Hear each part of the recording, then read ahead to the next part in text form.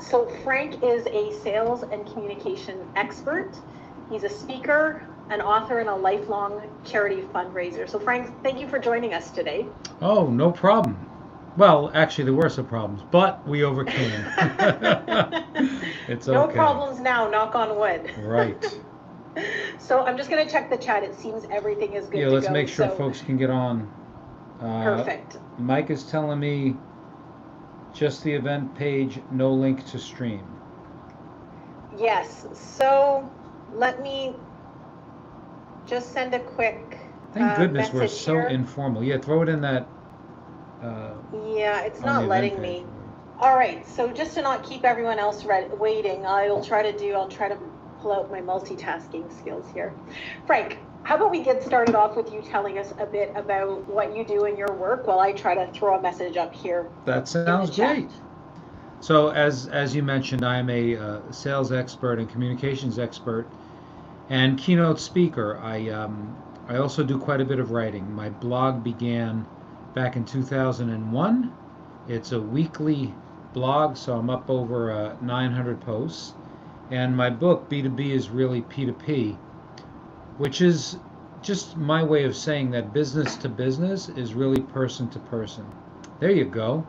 And it's how to be high touch in a high tech world, which is about relationships. My background is in NLP, Neuro-Linguistic Programming. That's the wonderful communication science that vaulted Tony Robbins to the top of the motivational speakers heap, as you were. But it's a great science, and I spent a lifetime between that and curating materials from so many things that I've read, listened to, researched, and that all is in the book now to just try to help folks to gain rapport more quickly, to become well liked, well trusted, depended upon, because this to me is what sales is. It's not closing business, it's not, Alec Baldwin, ABC, always be closing. It's nothing like that. It's about great relationships, cementing long-term loyalty, and kind of being a friend to the folks that you do business with and caring about them first. hmm And so Frank has a really neat approach to sales that is very relationship based, which obviously fits with my philosophy on life and business. And so if you have questions about how to sell, I think especially nowadays things have really changed, eh? Frank, what kind of changes are you seeing in regard to how we're selling nowadays since the pandemic? Yeah, it's really different. It's very difficult for folks that are used to being in front of people. I talked to a friend of mine today who sells medical devices, and she's back out in the field now and feeling good about it in Manhattan and the Bronx because she feels like she needs that face to face. I personally have been doing all of my contacts via Zoom, and I can at least see, the face, the smile, a little bit of body English. But I'm a big fan of being mano a mano, and we don't have that right now. So we have to be, I think, even more attentive. When you're on the phone with someone, you want to imagine what they look like. As Lindsay, our friend Anthony Steers said, close your eyes, picture the other person. I think in the absence of as much physical one-on-one as we used to have, we've got to be even more tuned in to the way in which people are speaking, the tone, the pace, the emotion behind it. If you're on Zoom, the eye access, the way that their face is held, the lines in the forehead, the lines around the eyes, is the smile really reaching? All of those things you've got to be super Yeah. in tune with right now more than ever. Yeah. So one thing that you're making me think of that, so I definitely am aware of, the extent to which we need to be more conscious, more careful in the way we're communicating with people now that we're not in person. But the one thing that popped into my head as you were saying that was how if communication in general or reading people's nonverbal body language, voice intonation, facial expressions, things like that is already challenging for you, going virtual actually makes it that much harder, doesn't it? Oh, absolutely. I mean, you know, it's a shame that most folks, and this is my opinion, of course, most folks are not exceptional listeners. Most folks are thinking about what they want to say while the other person is talking. They're not in NLP what we call uptime, which means I'm giving myself 100% to the person that's speaking. It's almost like a meditation, right? I hear nothing but them. I'm actively listening. So I'm grunting where a grunt seems appropriate. I'm nodding where a nod is appropriate. There's maybe a light touch on the arm. There's a smile. There's eyebrow pops, whatever it is. But I'm completely in it. And, today we have so many built in distractions that, how many times have you been someplace and somebody looks over your shoulder at the television, these ubiquitous televisions that are at every bar, restaurant, whatever, or past you to see somebody else, or glances at their phone or whatever. And now when we're on this electronic medium, it's even more difficult to stay in uptime. Especially imagine like on a webinar where nobody's even looking at you, right? How Yeah. easy is it to be distracted and get in your phone and check your Facebook or whatever? So I think Yeah. the challenge right now is to try to be focused on the person that's speaking, try to be focused in the moment that you're in, and not allow yourself to drift and wander outside of what you're doing. Yeah. So I'm going to do this amazing segue with that right here and say that as we were coming onto this platform, this is not a platform I'm familiar with, and I'm trying to, put a note in the event that we're now streaming to my page. I'm trying to read the comments. Diana's asking me why her comment is stuck on under my face, and I have no answer for you other than to say I don't know how to use this platform. And it's not highlighted. So I'm in my head also trying to figure out how do I get her comment off while trying to listen to you, right? And the experience of that, of course, is that I'm not fully present with what you're saying. And I had to quickly come to the decision of, oh, well, leave that comment there, listen to what he's saying, deal with this after, or don't deal with it at all. My brain is used to looking at a different camera because my usual camera isn't working. So my brain is Yeah. busy with those things and I'm not fully present with you. And the reality in my experience with that is what you say, that you're not connected to the person the same way. You're missing that nonverbal Sure. information. And so what are some tips that people can do to be able to spend more time in what you call uptime, or more time fully present and listening in their conversation? And while you answer that, I'm going to scoot to the chat and not practice uptime for a second. Well, that's okay. And Diana, you're famous. Look at you pinned below Lindsay. At least it's a good comment, right? Look at this, Diana. Take a screenshot. Now I know how So, to change them. So, okay. yeah. So listen, it's just a decision. It's just a decision. Mm, I had a guy that I worked with for many years, and before I fully arrived, and listen, we're all fallible, and this still happens to me today, but I'm more in tune with it these days, and hopefully do it a little bit better. But he and I would be on the phone, and suddenly he would say, "Frank, I lost you, Frank. Where are you, Frank?" Like he knew the minute I started typing an email or whatever, even if he couldn't hear the keys, he could just tell the difference in yeah. my tone that I wasn't connected. And it's Yeah. something that we want to avoid. Listen, there is no such thing as multitasking. Jump I on agree. any great study. You'll find study after study that tells you you can divide your attention from and hop from flower to flower like a butterfly. But the truth is, you're doing one thing at a time. And when you try to do five things at once, you're doing five things mediocre at best, Yeah. as Yeah. opposed to do what my kids, if you could get a hold of them, Linz, and talk to my girls, they would say, "Oh my God, my dad, when I was in high school, all he said was, do what you're doing while you're doing it. Focus on the task at hand." Like I Mm, hated that they had the television on while they were doing homework. yeah. And Yeah. my feeling was always you need to focus on what you're doing and be 100% present, which is really meditation. I know I said that before, but it really is. It's Yeah. about if you can live your life being completely present when you're walking outside and you're present at where you are and what's going on around you, and you see what you see and you smell what you smell and you feel what you feel and you hear what you hear, that experience is so much more enriching than walking through the same park, hitting your FaceTime and sending an Yeah. email, and it's a completely different experience. Yeah. Well, and so you made me think of, when I was a kid, my dad was not the best listener. I wouldn't be surprised if he had an attention deficit, to be honest, undiagnosed. And almost always, if you would go and talk to him, he'd give you, the required and then you'd inevitably say, "Dad, you're not listening to me." And he'd say, "Huh, what?" And you'd have to start again. And you just knew that he wasn't listening. And I think what you're saying is very right, is that people can pick up on those. Of course, with my dad, I knew him really well, but Yeah. even if it's in a new interaction, you can pick up really people who are connected and intuitively, in line with others, can sense when they're not being listened to. And so what's the impact that has on sales? Well, first of all, in order for somebody to buy something from you, they have to like and or trust you. That's a Yeah. lock. So when you miscue, when communication goes awry, when someone doesn't feel listened to, do you think they like you? Right. Do you think they trust you?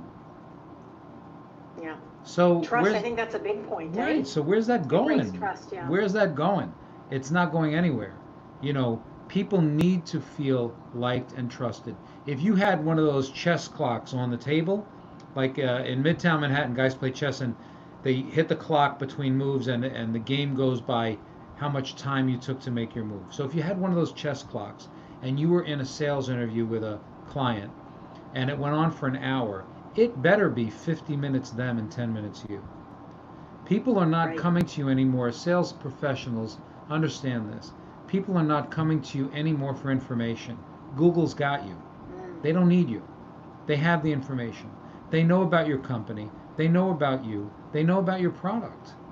Your job is to shepherd them through the process and help them to trust and understand that your company and you are the best answer for this product or service that they can also get somewhere else.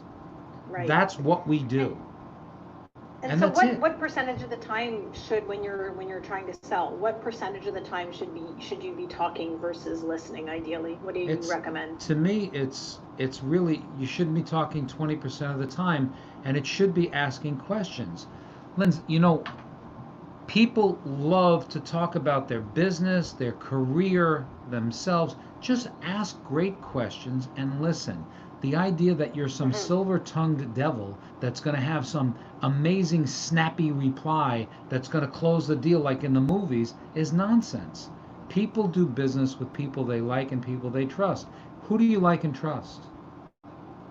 Who do you like and trust? People that make you feel Yeah. good The about people who yourself, listen. right? Yeah.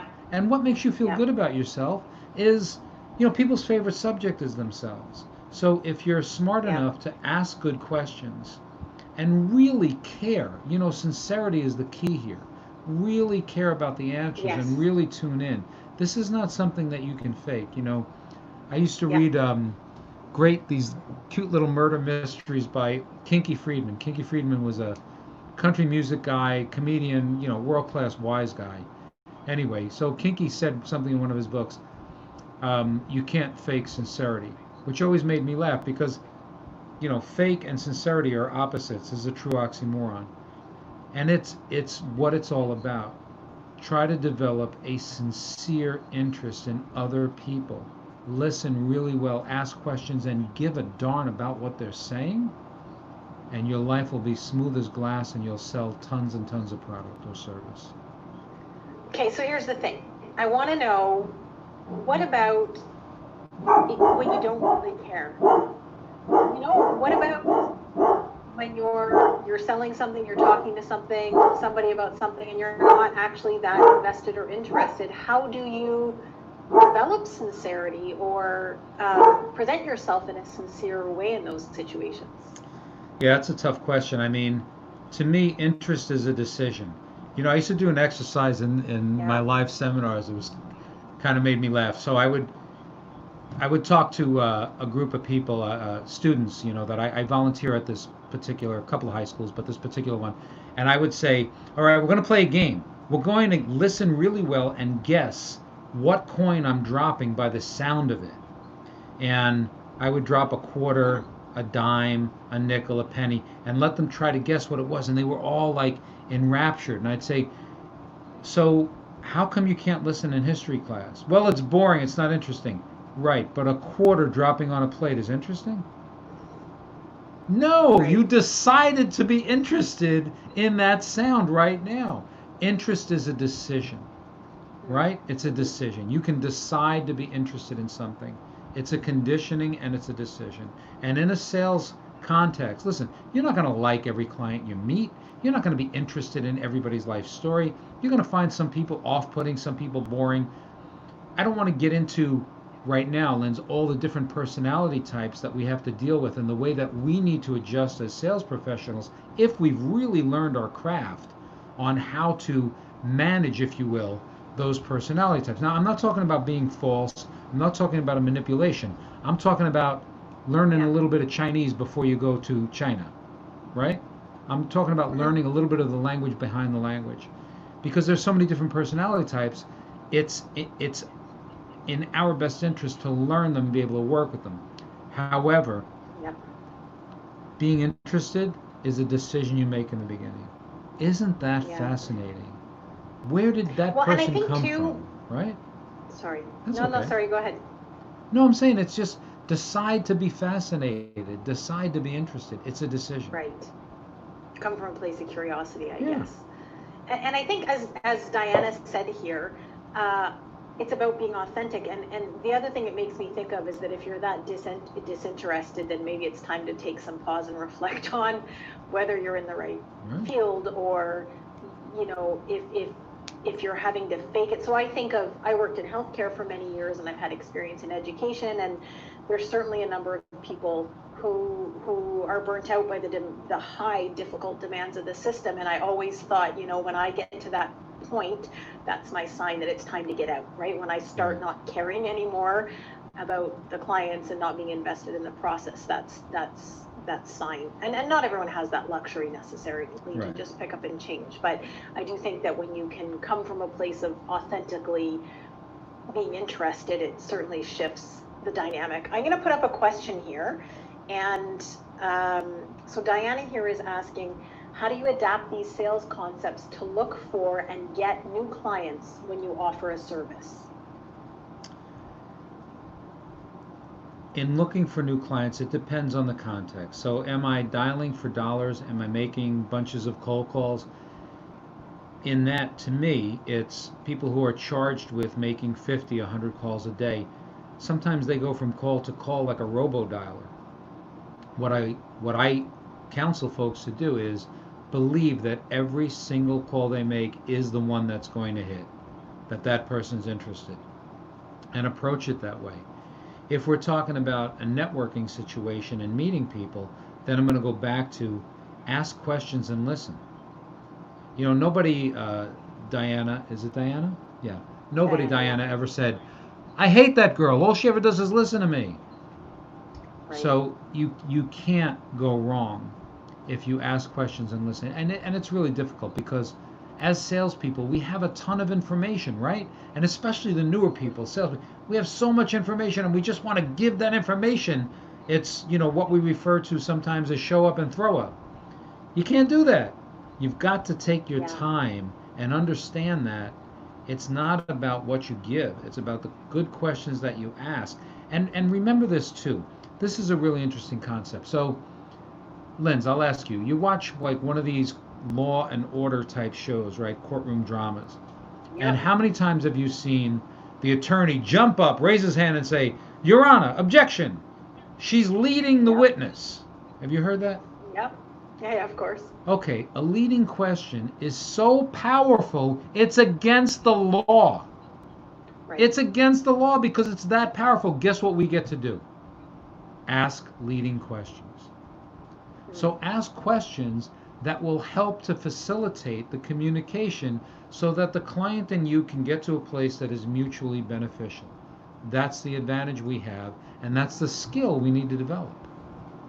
So I'm finding this really interesting because in my old profession, it was all about asking non-leading questions, right? I was Right. I was doing interviews with parents, and so I was really trying how to not lead people down a path. And so my question to you is, how do you do it without it feeling manipulative? Because when let's say, for example, when someone uses an assumptive close on me and says, so I haven't told them I'm interested, I haven't committed to buying anything, and someone says, okay, how about we get this in the agenda, we'll set up a meeting to have you pick the color next Thursday.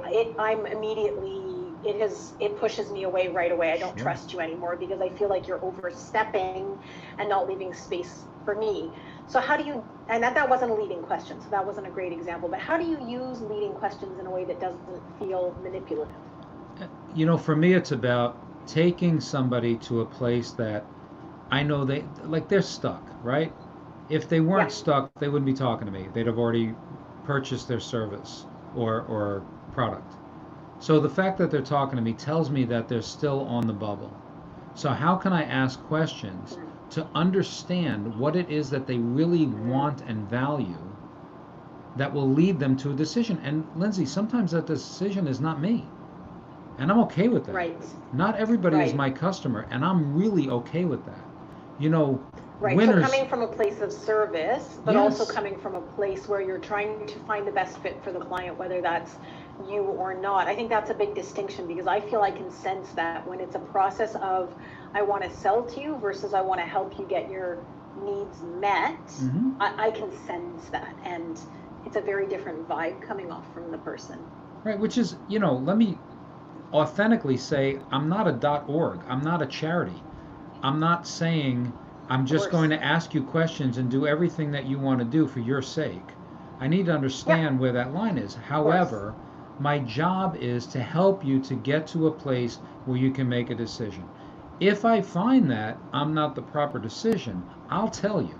Because the last thing I want to do is ruin my reputation or our relationship, because there'll be more things down the road. So it's not worth it.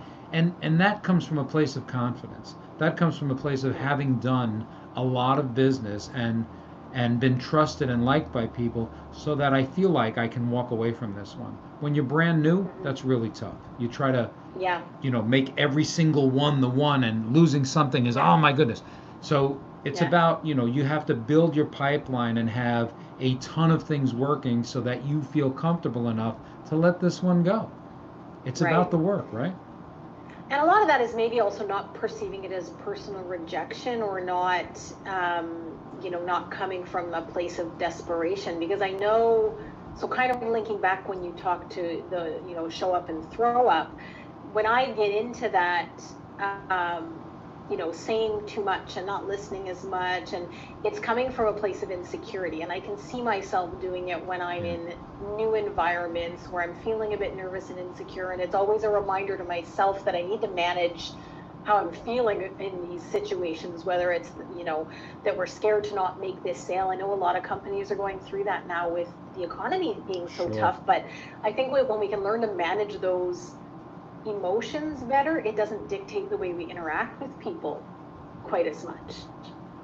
Yeah, and that's part of the training, that we're talking about. It's about not worrying about that you feel non-confident. It's about understanding that when you come with your authentic self, wide open, and ask great questions and sincerely care about the other person, great things happen. Yeah. So listen, I'm just going to interrupt for a second. If anybody has questions for Frank about sales and how to build relationships during sales, I know that from talking to many people, I know that people are finding this a challenging period. And I think sales is something that we can always all stand to learn about on a lifelong basis. Please drop your questions in the chat and I'll keep an eye out on them. Frank, I wanted to ask you though, so in your book, there's two notions you speak of that I wanted to ask you about. And one of them is one that I actually learned from social workers. So it was really interesting to me when I read it in your book, which is meeting people where they are. And so I'd like you to talk a little bit about what that means, because I think it really shifts how we're able to build relationships with people. Oh, sure. Well, I actually learned that from a bereavement psychologist, Dr. Dan Schaefer, and it was, was a very dark time in my life. My older brother suffered an accident at 49 years old and was rendered a quadriplegic. And because I'm such an upbeat, positive, you can do it, come on, bro, we got this, every time I went to visit him, which was practically every day in this acute care nursing center, our interactions were inauthentic. I walked away feeling not so good. And I thought, well, he's trying to keep a stiff upper lip for me, and I'm trying to be like, oh, rah, rah, you can get it done, bro. And meanwhile, I'm not there for him. So I called Dan, and he explained to me this concept of meeting him where he was. And I was afraid, I was afraid to go into, my brother's a beautiful, gorgeous, 6'2", athletic. This is a guy who was riding his bicycle in and out of traffic in Manhattan and pissing off cab drivers all over the place. Jazz musician, and suddenly he's rendered a quadriplegic. And I was afraid to go down that path. I was afraid to be in the injury with him because it just sucks so bad. And Dan said to me, meet him where he is, man. You got to feel what he feels, or you have no shot.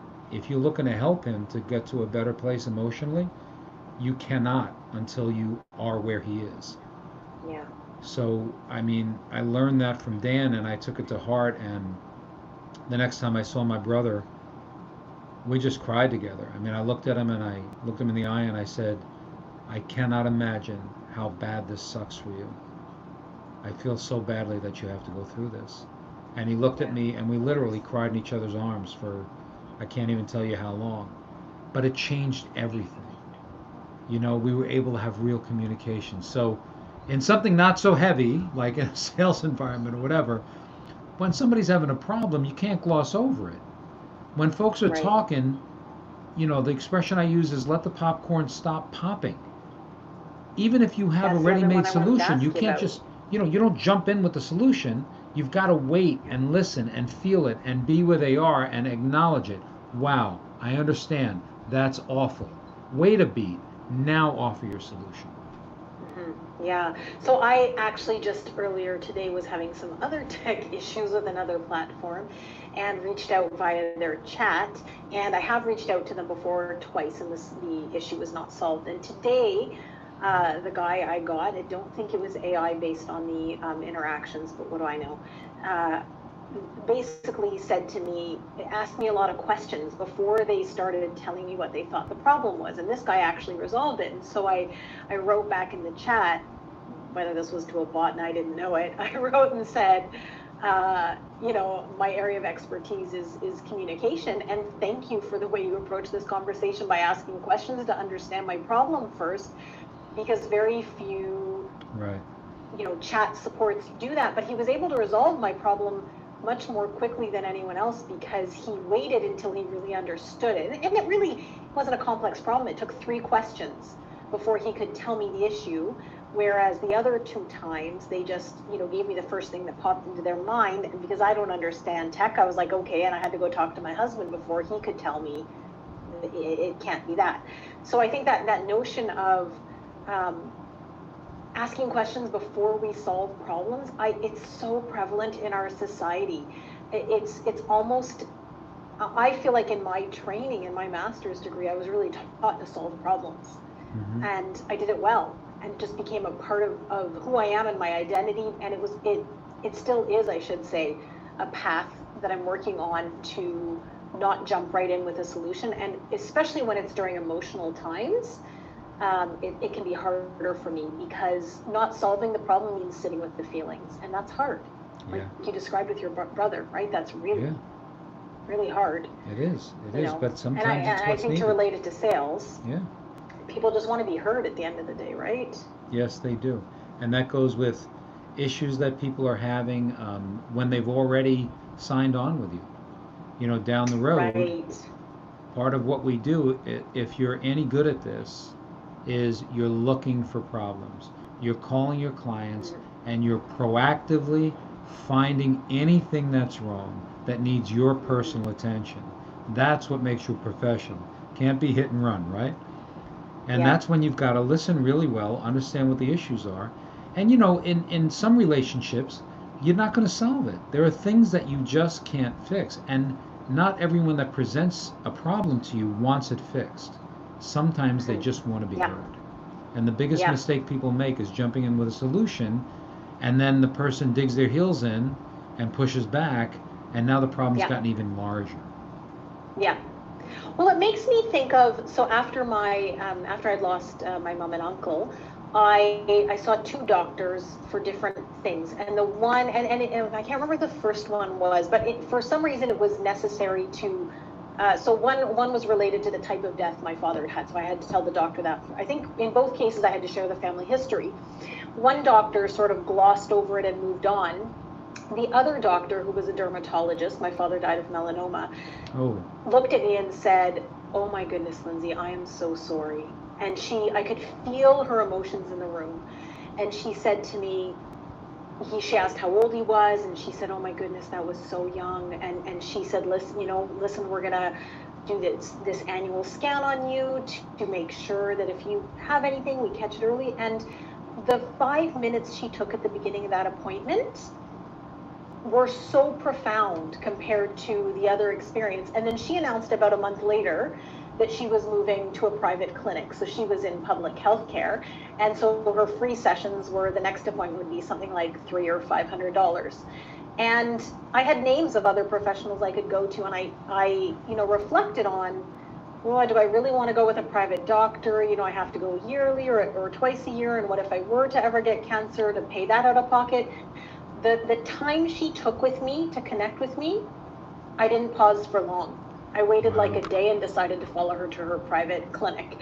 And I really strongly believe it was her ability to make me feel like she cared and that I was important, I was a person, not just another number to check off on her $500 billing list that influenced the decision. And so when you look at the importance of relationship building in sales, I feel it's huge.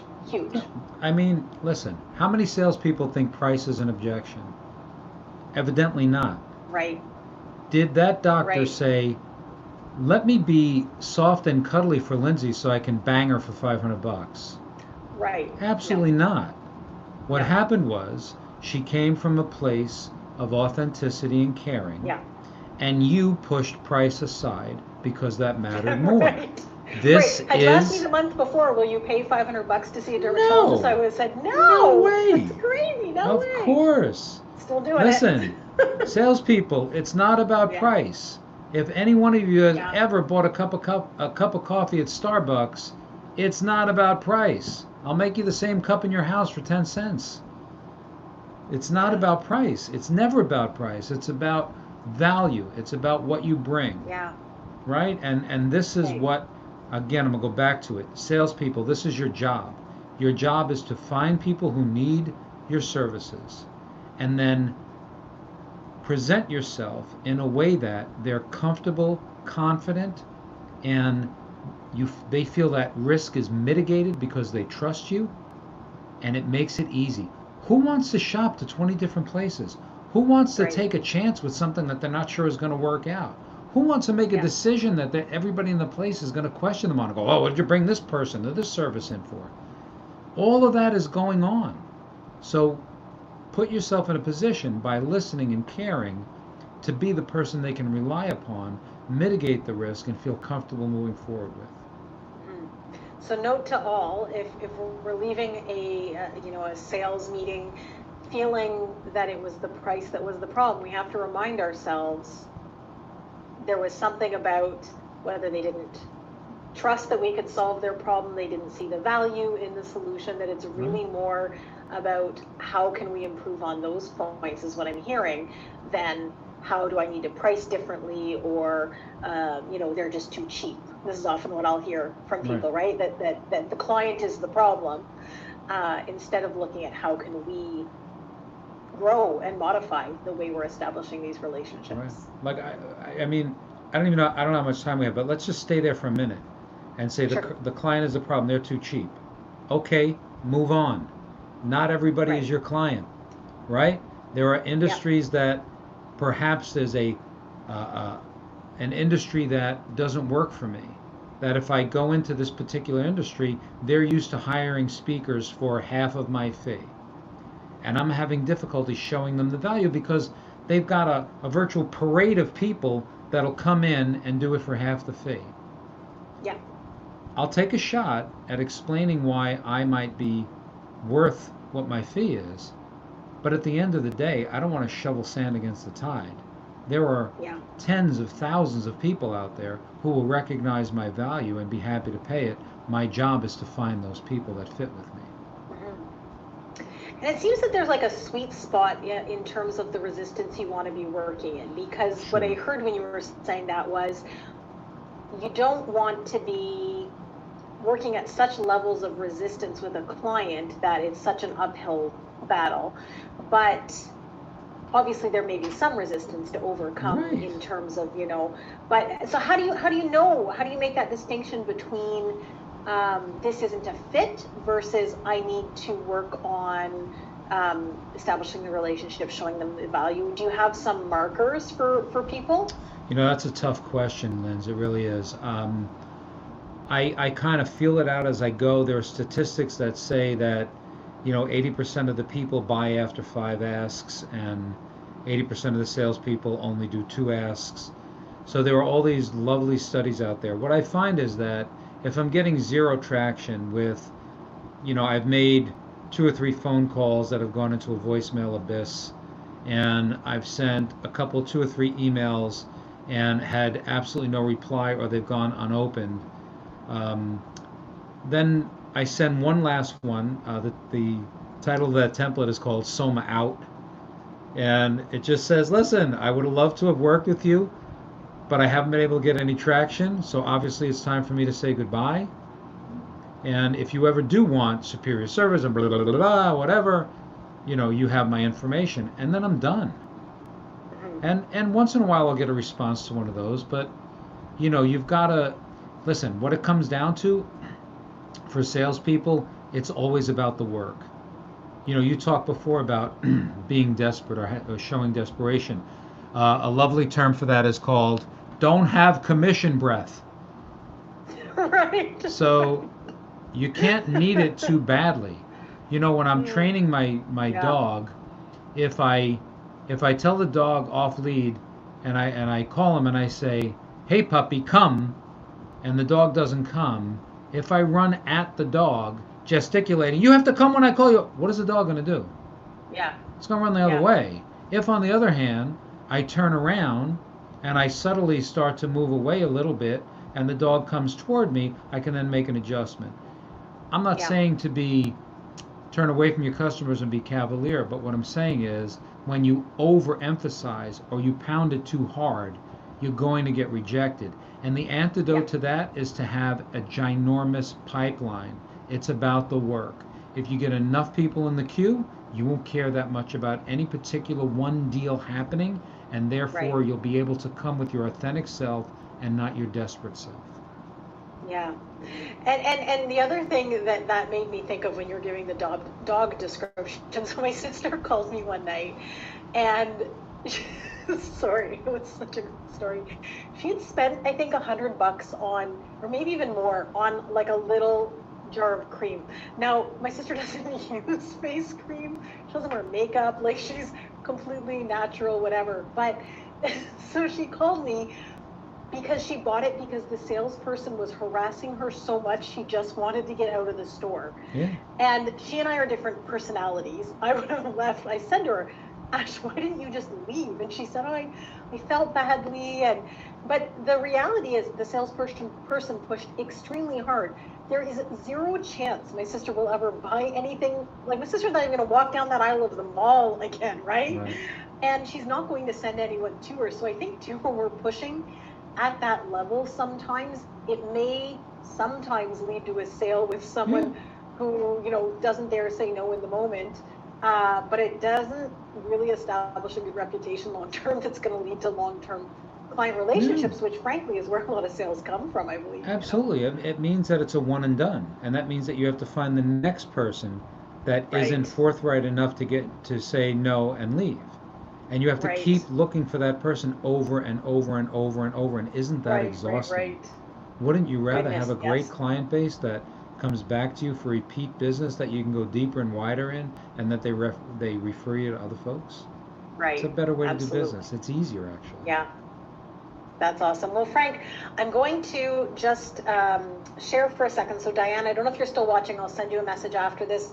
Diana was asking about the name of your book, so I'm getting a bit of glare here, but there you go. Frank Somma, B2B is really P2P. It's on Amazon. And Frank, if people want to, and I highly recommend it, as you can see with my little sticky notes here with all the great parts. Thank you. If people want to connect with you, Frank, where can they do that? Where are you most active on social media? Where can they find you? Best bet is really Frank at Frank Somma. That's SOMMA. Frank at franksomma.com is my website. You can jump on there, get the newsletter. That's your email. Hang on. That's your email, Frank. Oh, Frank at franksomma.com. That's funny. franksomma.com is the website. Okay. And I'm on, you go under my name on Twitter, LinkedIn, Facebook, Instagram. I'm on all the usual outlets, but the website is the best place if you want to get a hold of me. That's the best place to go, just franksomma.com. Okay, and Frank puts out a great weekly blog that I highly recommend following. I follow it, and he's a fantastic writer, lots of great tips. So I highly recommend jumping on that. Thank you to everyone for your patience with us getting on here and with your comments staying up as long as, until I found another one. And next week, oh, hang on one sec. So Friday, hang on, let me dig back in the comments. Friday, I will be speaking with Amo Khan Friday at 12:15 on LinkedIn Live about workplace communication. That'll be in French though, because although I never speak French on LinkedIn, I do at home. And next week, we're going to be speaking with Stephanie Angelo, who is a company culture coach, and Stephanie's going to be talking to us about how to retain and attract top talent in your workplace. So I hope you'll join us next week, Wednesday at 6 p.m.